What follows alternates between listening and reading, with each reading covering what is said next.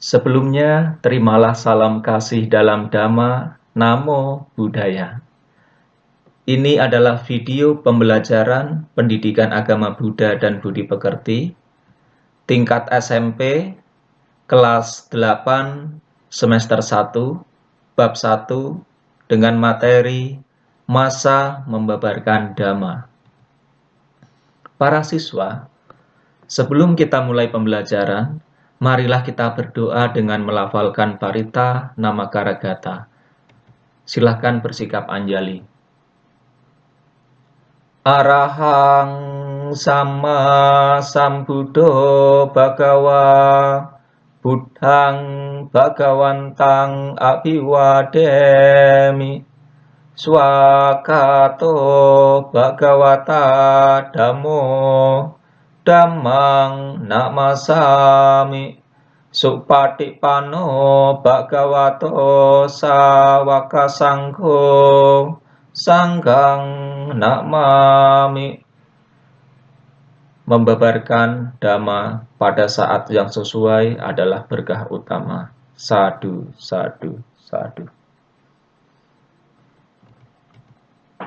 Para siswa, mari kita mulai pembelajaran pendidikan agama Buddha dan Budi Pekerti.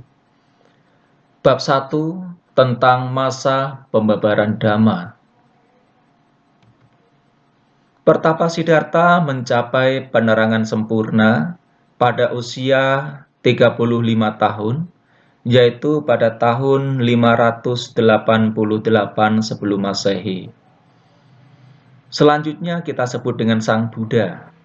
Kenapa demikian? Karena sebelum mencapai penerangan sempurna, beliau masih seorang bodhisattva atau calon Buddha.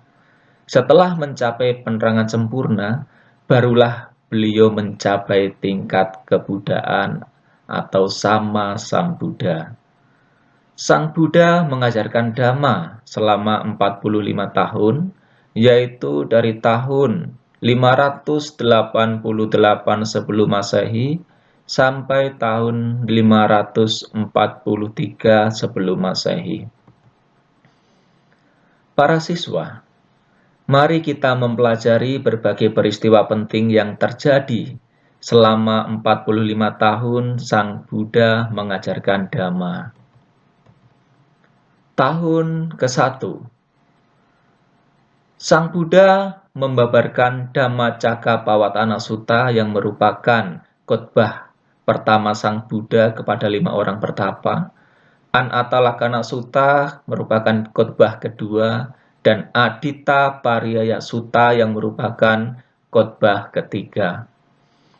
Sang Buddha menerima 5 pertapa sebagai siswanya.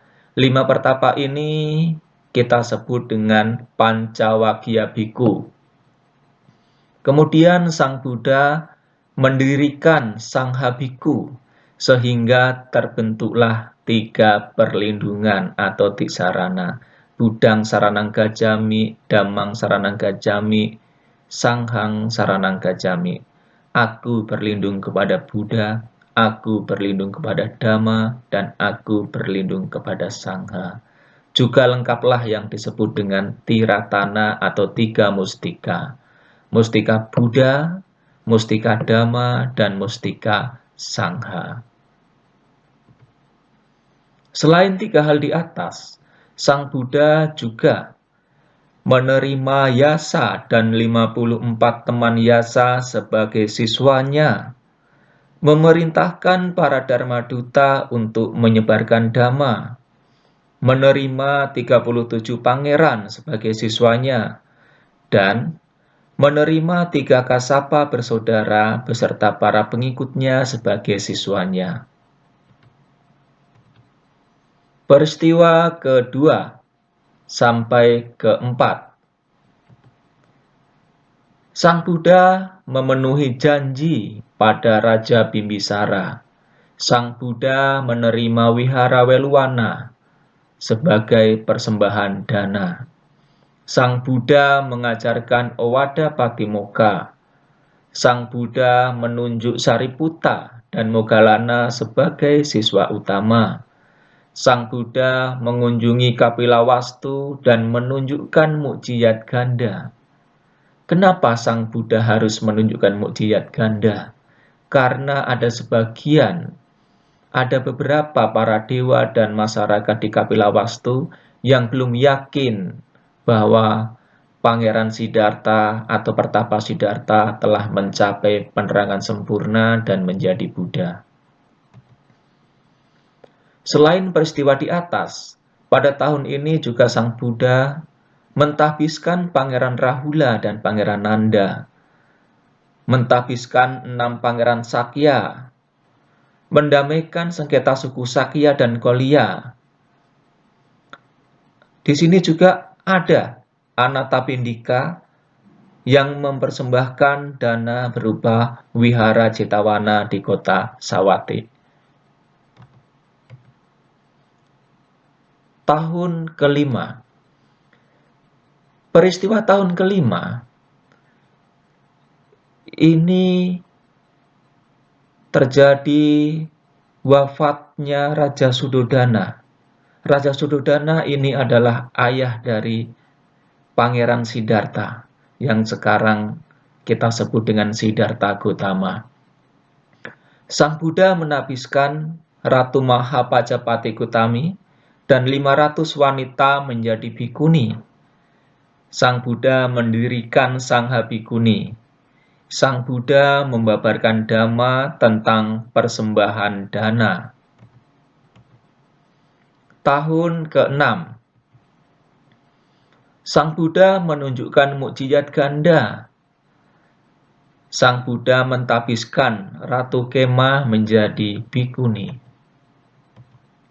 Tahun ke-7. Pada peristiwa tahun ke-7 ini, Sang Buddha berkunjung ke surga Tawatimsa untuk mengajarkan Abhidhamma kepada ibunya, yaitu Ratu Mahamaya, dan kepada para dewa lainnya.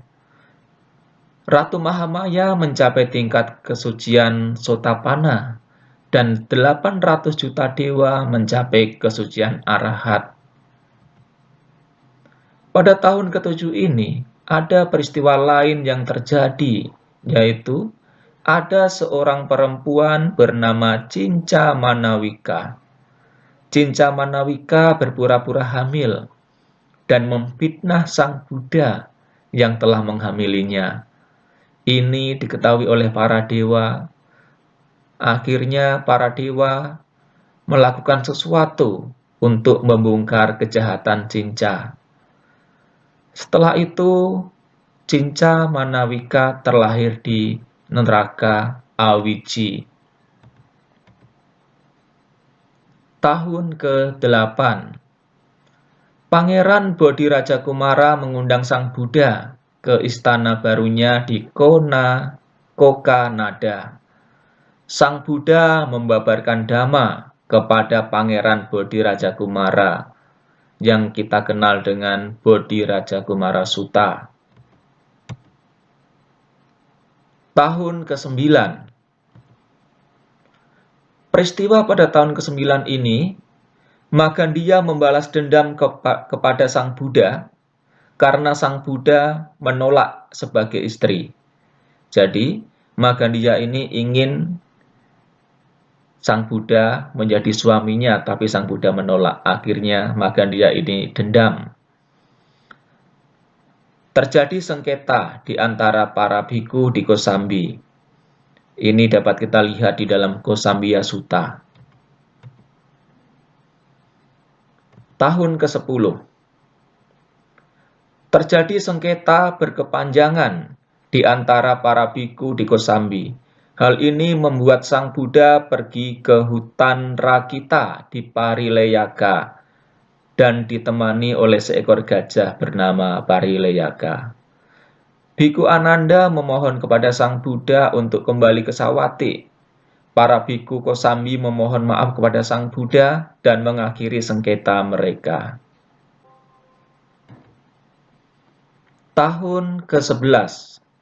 Sang Buddha menerima Kasi Bharadwaja sebagai siswanya dan mengajarkan dhamma. Sang Buddha membabarkan Maha Satipatthana Sutta dan Maha Nidana Sutta di negeri Kuru. Tahun ke-12, Sang Buddha memenuhi undangan seorang Brahmin di Beranja. Pada saat itu, terjadi musim paceklik atau musim bencana kelaparan, sehingga Sang Buddha dan para siswanya memperoleh makanan mentah yang biasanya diberikan kepada kuda. Tahun ke-13. Pada tahun ke-13 ini, Sang Buddha menerima orang-orang penting sebagai siswanya. Mereka adalah seorang hartawan Mendaka beserta istrinya, putranya, menantunya, cucu putrinya, serta pembantunya. Peristiwa lain yang terjadi pada tahun ini adalah Sang Buddha menerima seorang panglima bernama Siha sebagai siswanya. Sang Buddha membabarkan Dhamma kepada Rahula yang terdapat di dalam Maharahulawada Sutta. Tahun ke-14. Peristiwa yang terjadi pada tahun ini adalah Sang Buddha mentapiskan Rahula menjadi biku. Sang Buddha membabarkan khotbah kecil kepada Rahula, atau disebut dengan Cula Rahulawada Sutta. Sang Buddha membabarkan khotbah tentang Wamika Sutta dan Suci Loma Sutta. Tahun ke-15. Peristiwa ini yaitu Sang Buddha membabarkan Dhamma di Wihara Nigroda, hutan kecil pohon jawi di Kapilawastu. Wafatnya Raja Supabuddha. Tahun ke-16, Sang Buddha menyelamatkan Alawaka. Tahun ke-17, Sang Buddha membabarkan Dhamma tentang khotbah kemenangan atau Wijaya Sutta. Sang Buddha juga membabarkan Dhamma kepada seorang pemuda yang bernama Sigala. Yang ini terdapat di dalam Sigalowada Sutta. Tahun ke-18 sampai ke-19, Sang Buddha membabarkan Dhamma kepada seorang gadis penenun beserta ayahnya di Wesali. Sang Buddha menerima Kukutamita, seorang pemburu, dan keluarganya sebagai siswanya. Tahun ke-20, Sang Buddha menetapkan aturan-aturan kebikuan atau parajika. Sang Buddha menunjuk Ananda sebagai pembantu tetapnya.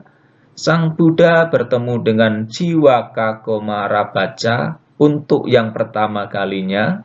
Sang Buddha menyadarkan Angulimala. Sang Buddha dituduh atas pembunuhan Sundari. Sang Buddha meluruskan pandangan salah Brahmabaka. Dan Sang Buddha menundukkan Raja Kobra Nandopananda. Tahun ke-21 sampai dengan 44. Peristiwa yang terjadi adalah di sini ada kisah tentang Raja Bokusati dari Gandhara. Kemudian Sang Buddha membabarkan Dhamma kepada Ambata. Sang Buddha menerima persembahan wihara Pubarama sebagai dana.